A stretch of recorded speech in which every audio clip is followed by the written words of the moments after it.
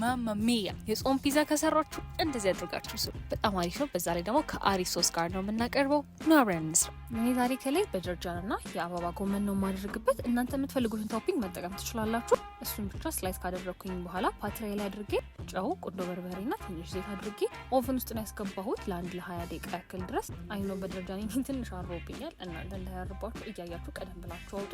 ከዛ ያው ይሄን ከማዘጋጀቴ በፊት ሊጤ ኩፍ እንዲልልኝ አሽቼ አዘጋጅቼ ነበረ።